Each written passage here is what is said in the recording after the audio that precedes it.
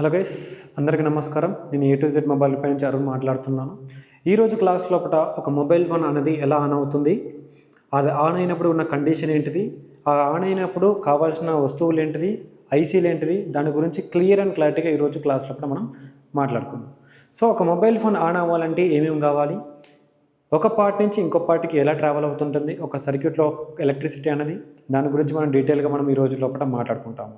So ఒక mobile phone అనేది డీటెయిల్గా క్లాస్ లోపల మనకి అర్థం కావాలి అంటే ఒక మొబైల్ ఫోన్ అనేది పర్ఫెక్ట్గా ఆన్ కండిషన్లో రావడానికి కావాల్సిన ఏమైతే ముఖ్య వస్తువులు ఉంటాయో వాటి గురించి మనం క్లియర్ అండ్ క్లారిటీగా తెలుసుకోగలగాలన్నమాట. సో ఫస్ట్ ఆఫ్ ఆల్ ఏంటిదంటే ఒక మొబైల్ ఫోన్ ఆన్ అవ్వడానికి ఫస్ట్ ఆఫ్ ఆల్ మనకు కావాల్సింది బ్యాటరీ అనమాట. అవునా? ఫస్ట్ ఆఫ్ ఆల్ ఒక మొబైల్ ఫోన్ ఆన్ అవ్వడానికి కావాల్సింది బ్యాటరీ. అవునా? ఒక మొబైల్ ఫోన్ ఆన్ అవ్వడానికి ఫస్ట్ ఆఫ్ ఆల్ మనకు కావాల్సింది ఏంటిది? బ్యాటరీ. ఓకేనా? ఈ mobile phone first of all మనకు కావాల్సింది ఏంటిది? ఆన్ అవ్వడానికి కావాల్సింది ఏంటిది? బ్యాటరీ. దాని తర్వాత ఏం కావాలి? DC to DC IC అన్నది కావాలి. DC to DC IC అన్నది కావాలి. ఓకేనా? బ్యాటరీ కావాలి, దాని తర్వాత DC IC అన్నది కావాలి, దాని తర్వాత పవర్ IC అన్నది కావాలి. చూడండి, దాని తర్వాత ఏం కావాలి? పవర్ IC అన్నది కావాలి. సో ఫస్ట్ థింగ్ ఏంటిదంటే ఒక మొబైల్ ఫోన్ ఆన్ అవ్వడానికి మనకు కావాల్సింది బ్యాటరీ. ఈ బ్యాటరీ లేకుండా ఈ DCకి పవర్ సప్లై రాదు, ఈ బ్యాటరీ లేకుండా పవర్ IC వరకు కూడా సప్లై రాదు. ఒక mobile phone first of all on అవ్వాలి అంటే CPU వరకు పవర్ వెళ్ళాలి అంటే మన మొబైల్ ఫోన్లో కనిపిస్తున్న CPU వరకు పవర్ వెళ్ళాలి. CPU వరకు పవర్ వెళ్ళాలి అంటే మనకి బ్యాటరీ నుంచి DC నుంచి పవర్ IC నుంచి CPUకి పవర్ వెళ్ళాలన్నమాట. సో ఇక్కడ మెయిన్గా మనం మాట్లాడుకున్నట్లయితే EMMC అని కూడా ఉంటుంది. EMMC ఆర్ UFS అని కూడా అంటారు. సో ఈ కండిషన్స్ లోపల కనుక మనకి చూడండి, ఫస్ట్ బ్యాటరీ ఇక్కడ కనిపిస్తున్న ఏదైతే ఒక వస్తువు ఉందో ఫస్ట్ ఏంటిది? బ్యాటరీ. బ్యాటరీలో వోల్టేజ్ ఎంత ఉంటుంది? నార్మల్గా ఒక మొబైల్ ఫోన్ లోపల ఆన్ కండిషన్ అనేది రావడానికి, ఒక మొబైల్ ఫోన్ లోపలికి ఆన్ కండిషన్ అనేది రావడానికి మనకి 3.7 ఎంత? 3.7 నుంచి 4.2 వోల్టేజ్ అన్నది రావడానికి 3.7 నుంచి 4.2 వోల్టేజ్ బ్యాటరీ ఎప్పుడైతే ఉంటుందో 3.7 నుంచి 4.2 వోల్టేజ్ బ్యాటరీ ఎప్పుడైతే ఉంటుందో అప్పుడు ఈ బ్యాటరీ అనేది రెడీ అనమాట. సో మళ్ళీ ఈరోజు వచ్చే కొన్ని మొబైల్ ఫోన్స్ లోపల ఏమవుతుంది? 8 వోల్టేజ్తోని ఈ మొబైల్ వోల్ట్ అనేది పెరుగుతుంది. 8 వోల్టేజ్తోని ఏమవుతుంది? మొబైల్ ఫోన్స్ కూడా ఆన్ అయ్యే కండిషన్ లోపల మొబైల్ ఫోన్స్ కూడా వచ్చాయన్నమాట. అవునా? సో బ్యాటరీలో ఎంత వోల్టేజ్ ఉండాలా? 3.7 నుంచి 4.2 వోల్టేజ్ అనేది కంపల్సరీగా ఉండాలా. ఈ ఒక్క వోల్టేజ్ ఏదైతే ఉందో బ్యాటరీలో ఎంతైతే వోల్టేజ్ ఉందో అంతే వోల్టేజ్ మన యొక్క DC to DC ICకి రావాలన్నమాట. ఏంటిది? DC to DC IC. Second step, బ్యాటరీలో ఉన్న వోల్టేజ్ ఎంతైతే ఉందో అంతే వోల్టేజ్ DC to DC ICకి రావాలి. దీన్నే మనం స్టెప్ 2 అంటాము. స్టెప్ 2లో ఏం కావాలి? బ్యాటరీలో ఎంతైతే వోల్టేజ్ ఉందో అంతే వోల్టేజ్ మన యొక్క DC to DC IC లోపలికి రావడం అనేది జరుగుతుంది. Battery, DC IC, power IC కనిపిస్తుంది. నెక్స్ట్ ఎవరికి వెళ్తుంది? థర్డ్, ఇది పవర్ IC. థర్డ్ ఎవరికి వెళ్తుంది? Power IC. బ్యాటరీలో ఎంతైతే వోల్టేజ్ ఉందో అంతే వోల్టేజ్ ట్రావెల్ అవుతూ పవర్ IC లోపలికి ఎంటర్ అవ్వాలి. ఇదే వోల్టేజ్ 3.7 నుంచి 4.2 వోల్టేజ్ ఏదైతే ఉందో అదే వోల్టేజ్ మన యొక్క పవర్ IC లోపలికి ఎంటర్ అవుతుంది. ఎవరి ద్వారా ఎంటర్ అవుతుంది? మధ్యలో ఎవరున్నారు? DC to DC అనే పర్సన్ ద్వారా మధ్యలో నుంచి పవర్ ICకి వెళ్తుంది. కానీ సార్ మరి డైరెక్ట్గా పవర్ IC నుంచి బ్యాటరీ నుంచి డైరెక్ట్ పవర్ ICకి వెళ్ళొచ్చుగా అంటే ఒకప్పుడు వెళ్ళేది. ఓకేనా?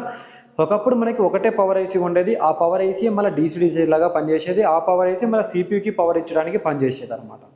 ఓకేనా? CPUకి పవర్ ఇచ్చేది ప్లస్ మిగతా వస్తువులు ఏవైతే ఉందో వాటికి పవర్ ఇచ్చేది. మళ్ళీ ఇప్పుడు కొత్తగా ఏంటిదంటే వీటి మధ్యలో ఎవరు వచ్చారు అంటే DC వచ్చింది. మీరు ఆల్మోస్ట్ కీప్యాడ్ మొబైల్స్ కనుక ఏదైనా చూసారు అనుకోండి, మొబైల్ ఫోన్స్ కీప్యాడ్స్ ఏమైనా ఉన్నాయనుకోండి, కీప్యాడ్ మొబైల్ ఫోన్స్, ఆ కీప్యాడ్ మొబైల్ ఫోన్స్ లోపల ఏమవుతుంది అంటే బ్యాటరీలో ఎంతైతే వోల్టేజ్ ఉందో అంత పవర్ ICలోకి వెళ్తుంది. పవర్ ICలోకి వెళ్ళిన తర్వాత మళ్ళీ CPU లోపలికి వెళ్ళడం అనేది జరుగుతుంది.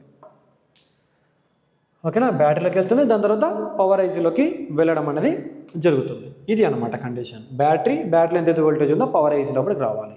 ఒకప్పుడు ఏమైంది, బ్యాటరీ ఎంతైతే వోల్టేజ్ ఉందో అంతే వోల్టేజ్ పవర్ ఐసీ లోపలికి ఎంటర్ అయ్యింది.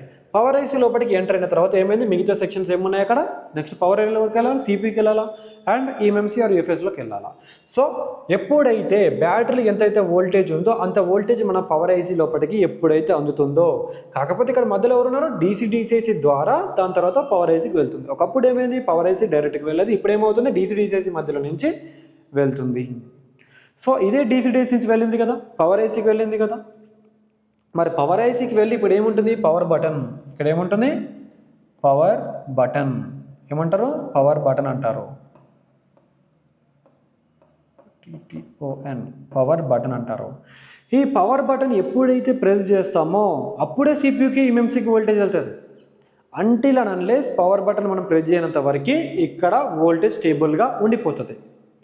మనం బ్యాటరీ ఏదైతే ఉందో చూసుకోండి, బ్యాటరీలో వచ్చిన వోల్టేజ్ ఏదైతే ఉందో చూసుకోండి, ఆ వోల్టేజ్ డీసీకి వచ్చింది, డీసీ నుంచి పవర్ ఐసీకి వెళ్ళింది, పవర్ ఐసీ తర్వాత ఎప్పుడు యాక్టివేట్ అవుతుంది, సిపికి వెళ్ళడానికి ఈఎంసీకి వెళ్ళడానికి ఎప్పుడు యాక్టివేట్ అవుతుంది, మనం పవర్ బటన్ ప్రెస్ చేసిన తర్వాత మాత్రమే సిపియూకి ఈఎంసీకి వోల్టేజ్ అనేది వెళ్తుంది. ఓకేనా, battery, DC, power IC, CPU, EMC, ఈ మూడు ఏవైతే ఉన్నాయో ఒకసారి అబ్జర్వ్ చేసుకోండి. ఫస్ట్ నువ్వు బ్యాటరీ పెట్టిన సెకండ్కే నీకు ఇక్కడ వోల్టేజ్ కనిపిస్తుంది పవర్ ఐసీ కాడ.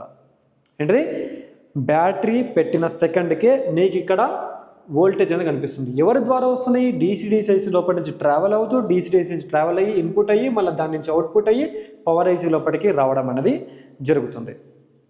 ఓకేనా, battery, DC, power IC, battery, DC, power IC, దీన్నే మనము పవర్ సీక్వెన్స్ అంటాము. ఎవరికైతే పవర్ సీక్వెన్స్ అన్నది రాదో, ఎవరికైతే పవర్ సీక్వెన్స్లో పర్ఫెక్ట్గా ఉండరో, పవర్ సీక్వెన్స్ గురించి అసలు ఏమేమి అవగాహన ఉండదో అలాంటి వాళ్ళకి ఈ పవర్ సీక్వెన్స్లో వచ్చిన ప్రాబ్లమ్స్ కూడా చేయడం చాలా కష్టం అవుతుంది. అంటే మీకు బ్యాటరీలో ప్రాబ్లం వచ్చిందంటే మీరు వేరే బ్యాటరీ పెడితే ఫోన్ అనేది 100% ఆన్ అయిపోతుంది. మీకు పవర్ ఐసీలో కనుక ప్రాబ్లం ఉందనుకో, వేరే పవర్ ఐసీ తీసేసి మనం ఇంకో పవర్ ఐసీ వేసుకున్నాం అనుకోండి, ఫోన్ అనేది 100% ఓకే అయిపోతుంది. మనం పవర్ ఐసీ లోపల ప్రాబ్లం లేకుండా మనం డీసీ మీద ఏలిపెట్టి డీసీని మనం ఓపెన్ చేసి చూసుకున్నాం అనుకోండి, అప్పుడు మనకి ఏమవుతుంది, ఇక్కడ ప్రాబ్లం అయితే మనం ఇక్కడ చేస్తాం, అప్పుడు ఏమవుతుంది, మనకి సొల్యూషన్ అనేది అవ్వదు. సో పవర్ సీక్వెన్స్ మనకి ఎప్పుడైనా గుర్తుపెట్టుకోండి, ఒక మొబైల్ ఫోన్ ఆన్ అవ్వాలి అంటే ఏం కావాలి, ఫస్ట్ స్టెప్ పవర్ అనేది కావాలి. ఈ పవర్ అనేది ఎవరి దగ్గర నుంచి వస్తుంది, బ్యాటరీ దగ్గర నుంచి వస్తుంది. అవునా, ఎవరి దగ్గర నుంచి వస్తుంది, బ్యాటరీ అనే ఒక పర్సన్ దగ్గర నుంచి, బ్యాటరీ అనే ఒక వస్తువు దగ్గర నుంచి, బ్యాటరీ అనే ఒక దగ్గర నుంచి ఈ పవర్ అనేది వస్తుంది. ఎవరెవరు పంచుకుంటున్నట్టు వచ్చిన పవర్ని, డీసీ పంచుకుంటుంది, పవర్ ఐసీ కూడా పంచుకుంటుంది. అవునా, బ్యాటరీలో ఉన్న వోల్టేజ్ ఏదైతే ఉందో అది డీసీ తీసుకుంది, డీసీ నుంచి పవర్ ఐసీకి వచ్చింది. సో ఈ యొక్క పవర్ సీక్వెన్స్ ఎప్పుడైతే ఓకే ఉంటుందో, ఎప్పుడైతే ఈ యొక్క పవర్ సీక్వెన్స్ అంతా కూడా ఎప్పుడైతే ఓకే ఉంటుందో అప్పుడు సిపియు అండ్ ఈఎంఎంసీ యాక్టివేట్ అనేది జరుగుతుంది. మీకు పవర్ సీక్వెన్సే యాక్టివేట్ లేనప్పుడు మొబైల్ ఫోన్ అనేది ఎలా ఆన్ అవుతుంది అనుకుంటున్నారు? ఫస్ట్ పవర్ సీక్వెన్స్ అనేది మనకి చాలా చాలా ఇంపార్టెంట్. పవర్ సీక్వెన్స్ అనేది ఏంటిది, అంటే ఇక్కడ ఇంకొక పవర్ డీసీ మనకి ఇప్పుడు లేటెస్ట్ వచ్చిన మొబైల్ ఫోన్స్ ఏమైంది, ఒక పవర్ ఐసీ ఎక్కువ వచ్చింది, ఒక పవర్ ఐసీ తక్కువ వచ్చింది, ఒక పవర్ ఐసీ అటు అయింది, ఒక పవర్ ఐసీ ఇటు అయింది, రెండు పవర్ ఐసీలు, మూడు పవర్ ఐసీలు అనేది రావడం అనేది జరుగుతుంది. అవునా, ఈ విధంగా ఉంటుందన్నమాట. ఒక పవర్ ఐసీ అటు, ఒక పవర్ ఐసీ ఇటు, ఒక పవర్ ఐసీ అటు ఒకటి ఎక్స్ట్రా రావచ్చు, ఒకటి ఎక్స్ట్రా ఉండకపోవచ్చు. ఈ విధంగా ఉంటుందన్నమాట బ్యాటరీ, డీసీ, పవర్ ఐసీ అనమాట. వీటి గురించి మనం మాట్లాడుకున్నట్లయితే ఇది ఒక పవర్ సీక్వెన్స్. ఇంతకు మించి పవర్ సీక్వెన్స్ గురించి మీకు తెలుగులో యూట్యూబ్ ఛానల్లో చూసుకోండి, ఎక్కడైనా చూసుకోండి, ఎక్కడ కూడా దొరకదు. మీకు నా కంటెంట్ కనుక నచ్చినట్లయితే 100% మీ ఫ్రెండ్స్కి కానివ్వండి, మొబైల్ టెక్నీషియన్స్ లోపల ఎవరైనా వర్క్ చేస్తున్నా కానీ, మొబైల్ షాప్స్ ఒక 10 years నుంచి, 5 years నుంచి, 6 years నుంచి రన్ చేస్తున్న వాళ్ళు ఎవరు ఉంటే మాత్రం మన యూట్యూబ్ ఛానల్లో వారికి రిఫర్ చేయండి, లేకుంటే షేర్ చేయండి. వాళ్ళకి షేర్ చేసినైతే మీకు వాళ్ళ గురించి నాలెడ్జ్ పెంచుకున్న వాళ్ళు అవుతారు, నాలెడ్జ్ ఇచ్చిన వాళ్ళు కూడా అవుతారు అనమాట దీని ద్వారా. ఓకేనా, అండ్ ఇలాగే నన్ను సపోర్ట్ చేస్తుండండి. ఇలాగే ఇంకా మంచి మంచి కంటెంట్ అనేది మీకు ముందు ఇస్తుంటాను. ఒక మొబైల్ ఫోన్ హ్యాండ్ స్కిల్స్ ఎలా ఇంప్రూవ్ చేసుకోవాలా, ఒక మొబైల్ ఫోన్ డెడ్ అయినప్పుడు ఎలా తీయాలి, ఇవన్నిటి గురించి కూడా నేను ముందు ఇంకా మంచి మంచి క్లాసెస్ లోపల కూడా నేను అప్డేట్ చేస్తూ ఉంటాను. ఓకేనా. నా ఛానల్ ఎవరైనా సబ్స్క్రైబ్ చేసుకోకుండా చూసుకున్నట్లయితే ఇమీడియట్గా సబ్స్క్రైబ్ చేసుకొని మన వీడియోస్ అన్నిటిని కూడా చూడండి. ఎవరైతే మన A to Z mobile repair లోపల జాయిన్ అవ్వాలనుకుంటారో, ఎవరైతే కోర్స్ చేయాలనుకుంటారో వాళ్ళు డైరెక్ట్గా నా యాప్ని డౌన్లోడ్ చేసుకోవచ్చు.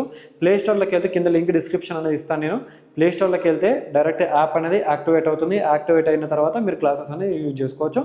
ఓకేనా. మీకు ఏమైనా మరింత ఇన్ఫర్మేషన్ కావాలంటే నా నెంబర్ కాల్ చేయొచ్చు. 8179142535. ఇది నా నెంబర్. ఇది వచ్చేసి నా నెంబర్. మీకు ఏదైనా డౌట్స్ ఉన్నా కానివ్వండి, ఏదైనా ఉన్నా కానివ్వండి, డైరెక్ట్గా ఈ నెంబర్కి మీరు ఎప్పుడైనా కానీ కాల్ చేయొచ్చు. ఓకేనా. మీకు నాలెడ్జ్ అనేది ఇంప్రూవ్ చేయడానికి నేను రెగ్యులర్గా మీతోనే ఉంటాను. ఓకేనా. Thank you sir. Thank you so much.